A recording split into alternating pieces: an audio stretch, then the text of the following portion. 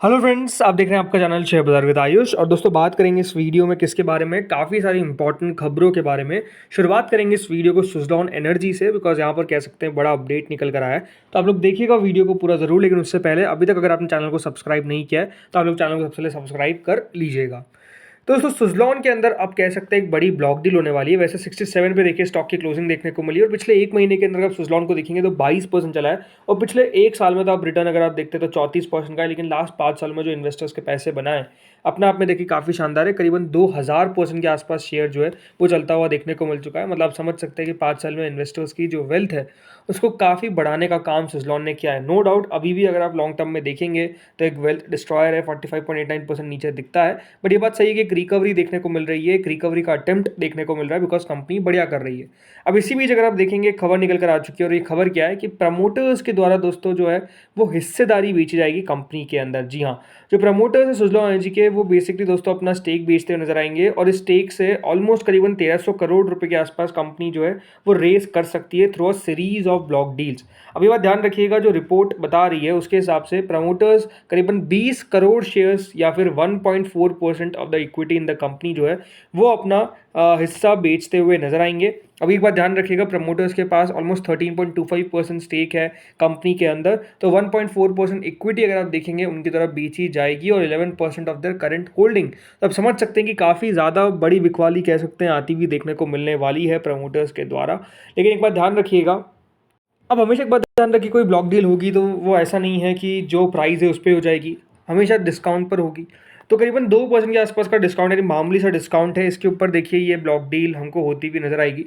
अभी तक एक बात ध्यान रखिएगा, ये खबरें जो आ रही है सारी मीडिया रिपोर्ट्स है, ये कोई कंपनी के द्वारा ऑफिशियल स्टेटमेंट निकल कर नहीं आया। तो अब देखना होगा कि कंपनी क्या इसकी ऊपर कुछ बोलती है। बट ओवरऑल खबरें ऑलमोस्ट कंफर्म ही है कि देखिए सुज़लॉन में ये ब्लॉक डील होती हुई देखने को मिलेगी, और हो सकता है मोतीलाल ओसवाल इसके बैंकर हो। तो खबरें नो डाउट चलती हुई देखने को मिल रही है, और सुज़लॉन में अगर ये ब्लॉक डील होती है तो 2% के डिस्काउंट पे होगी। इस बात का भी आपको ध्यान रखना है। वैसे देखिए स्टॉक काफ़ी चल चुका है, और ये बताया जा रहा है कि देखिए फंड रेज है ये जिस तरीके से हो रहा है। बट ओवरऑल लेट्स सी होता क्या है। बाकी यहाँ ये ब्लॉक डील ऑलमोस्ट मान के चलिए कन्फर्म ही दिख रही है। अब आते हैं दोस्तों अगली खबर पे, और अगली खबर है एचडीएफसी बैंक से रिलेटेड। जी हाँ, एचडीएफसी बैंक से रिलेटेड, और ये किससे खबर रिलेटेड है, एचडीएफसी बैंक के सीईओ और एमडी। दोस्तों खबर क्या आ रही है, एचडीएफसी बैंक के सीईओ और एमडी पे आरोप लगे हैं किसके, फिनेंशियल इरेगुलरिटीज़ के। सो यहाँ पर दोस्तों हुआ क्या है कि जो लीलावती कीर्तिलाल मेहता मेडिकल ट्रस्ट है उसने यहाँ पर जो फिनेंशियल सेक्टर के रेगुलेटर्स हैं उनको ये कहा है कि सस्पेंड और प्रोसिक्यूट करना चाहिए आपको एचडीएफसी बैंक के एमडी और CEO Shashidhar Jagdishan in a case of alleged financial fraud. जी हाँ, फाइनेंशियल फ्रॉड के आरोप अगर आप देखेंगे एचडीएफसी बैंक के जो एमडी और सीईओ है उनके ऊपर लगते हुए नजर आ रहे हैं। एमडी और सीईओ कौन है, शशिधर जगदीशन।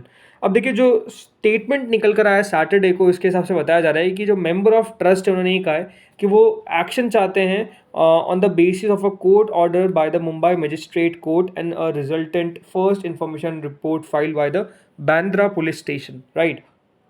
अब ये बात ध्यान रखिएगा, जो एफआईआर होती हुई देखने को मिली है जगदीशन और 7 अलग अलग लोगों के खिलाफ, ऐसा बताया जा रहा है कि इसमें जो आरोप है वो ये है कि Jagdishan state that one of the erstwhile members of LKMM had paid him rupees 2.05 crore for the sole purpose of harassing the father of one of the current members of the trust। ये बताया जा रहा है, मतलब ये है कि इनको पैसा पे किया गया था किसकी तरफ से, LKMM यानी जो पूरा मेडिकल ट्रस्ट है इसके मेंबर्स की तरफ से करीबन 2 करोड़ 5 लाख के आसपास। और पैसे इसलिए पे किए गए थे ताकि हरास करे इनके फादर को, जो अभी वन ऑफ द मेंबर्स है ट्रस्ट के। जो पेटिशनर है उसने ये अलेज किया है कि जो ट्रांजैक्शन है वो रिकॉर्ड हुई है इन अ हैंड रिटन डायरी, और जो डायरी है वो रिकवर की गई है बाय द करंट मेंबर्स। जो मजिस्ट्रेट कोर्ट है उसने यहाँ पर any more evidence available in the matter, to which LKM members said the erstwhile members had likely destroyed all evidence in the matter। मतलब जो ये LKMM के सदस्य हैं उसमें से किसी ने जो सारे एविडेंस थे उसको तबाह कर दिया, डिस्ट्रॉय कर दिया, ये बताया जा रहा है, राइट।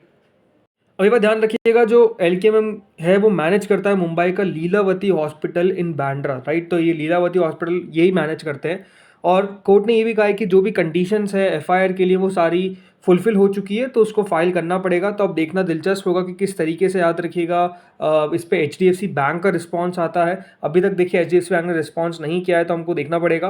ये जो फाइट है between the new and old members of LKM trust, ये बात ध्यान रखिएगा, ये चल रही है काफ़ी समय से। 2023 से अगर आप देखेंगे एक लीगल बैटल जो है बिटवीन विजय मेहता फैमिली और किशोर मेहता फैमिली चल रही है, जिसको letter got change of the trust, right. तो चार्ज जिनको मिल गया था, अब बाद में ये बात ध्यान रखिएगा। सो अपने आप में आप कह सकते हैं ये लड़ाई चल रही है। और अब इसमें एचडीएफसी बैंक के सीईओ और एमडी की भी अगर आप देखेंगे एंट्री हो चुकी है, तो देखना दिलचस्प होगा कि आगे किस तरीके से चीज़ें होती है। क्योंकि इसका देखिए ऑब्वियस सी बात है, अगर कोई एमडी और सीईओ के ऊपर आरोप लग रहा है तो ये अपने आप में कोई पॉजिटिव खबर नहीं है। तो अब देखते हैं स्टॉक इस पर रिएक्शन किस तरीके देता है मंडे को।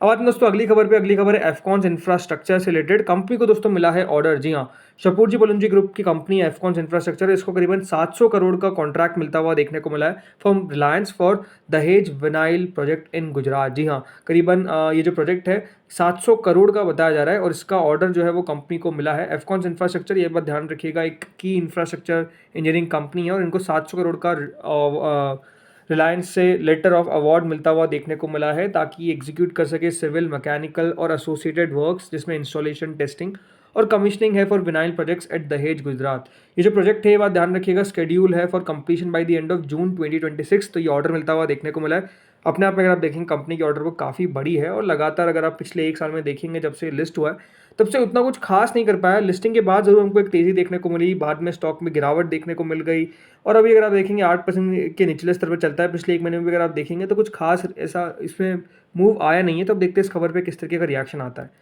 अगली दोस्तों खबर है एमसीएक्स से रिलेटेड। एमसीएक्स के ऊपर भी खबर आई है। करीबन 4.45% वैसे स्टॉक चलता हुआ देखने को मिला था फ्राइडे को और पिछले 1 महीने में करीबन 22% चल चुका है। खबर क्या है? खबर दोस्तों ये है कि एमसीएक्स को अप्रूवल मिल चुका है किससे? सेबी से। अब यहाँ पर जो खबर है इसके हिसाब से दोस्तों, मार्केट रेगुलेटर सेबी से इनको अप्रूवल मिल चुका है to launch their electric derivatives. जी हाँ, इलेक्ट्रिक डेरिवेटिव्स जो है उनको लॉन्च करने के लिए इनको अप्रूवल मिल चुका है। इलेक्ट्रिक डेरिवेटिव्स कॉन्ट्रैक्ट जो है वो अब इंट्रोड्यूस किए जाएंगे एमसीएक्स में, जिससे हेल्प होगा पावर डिस्ट्रीब्यूशन कंपनीज को और लार्ज कंज्यूमर्स को to hedge against price volatility and manage price risk more effectively. इससे दोस्तों और इनहांस होगा efficiency in the power market, ऐसा आप कह सकते हैं। और जो कमोडिटी पूरा यहाँ पे स्टेटमेंट जो है वो निकल कर आया और अपने आप में आप कह सकते हैं इससे कंपनी के लिए फायदेमंद ही ऑब्वियस ही बात है, बिकॉज कंपनी की खुद की भी दोस्तों वॉल्यूम बढ़ती हुई नजर आएगी। तो अपने आप में आप कह सकते हैं एक पॉजिटिव न्यूज़ है। अब आते हैं दोस्तों अगली खबर पे। अगली खबर है गार्डन रीच शिप बिल्डर्स से। कंपनी ने दोस्तों एक एमओयू साइन किया है। जी हाँ, एक एमओयू साइन किया गया कंपनी के द्वारा। अब ये जो एमओयू है ये दोस्तों Garden Reach Ship Builders with its long standing excellence in supplying marine engineering products signed the MOU with Berg Propulsion, एक स्वीडन की दोस्तों एक कंपनी है जिसके साथ इनके द्वारा ये एमओयू जो है वो साइन किया गया। ये कंपनी जो है ये ग्लोबल लीडर है in the development, manufacturing and supply of marine propulsion systems. ये जो एमओयू है ये मार्क करता है एक strategic step towards enhancing GRSE portfolio, मतलब इसको और बेहतर बनाएगा मरीन इक्विपमेंट मार्केट के अंदर, ऐसा बताया जा रहा है। 6 जून 2025 को याद रखिएगा जीआरईसी ने एक साइन किया था एमओयू विथ एमएस सनस्टोन, मतलब जो मिसेस सनस्टोन है ये एक डेनमार्क की कंपनी है, ताकि प्रोवाइड कर सके एक्सपीडिशन क्रूज वेसल्स। तो अपने आप में आप कह सकते हैं अच्छी खबर निकल कर आई है। ओवरऑल एमओयू साइन किया गया। हमेशा एक बात ध्यान रखिए, जब एमओयू साइन किए जाते हैं तो इसका इफेक्ट जो है, इसका जो असर जो है वो लॉन्ग टर्म में पड़ता है। तो दोस्तों इस वीडियो में इतना ही था। होपफुली वीडियो बढ़िया लगा होगा। अगर आपको अच्छा लगा तो लाइक करना, चैनल से पहली बार जुड़ो सब्सक्राइब करना। Thank you friends for watching this video.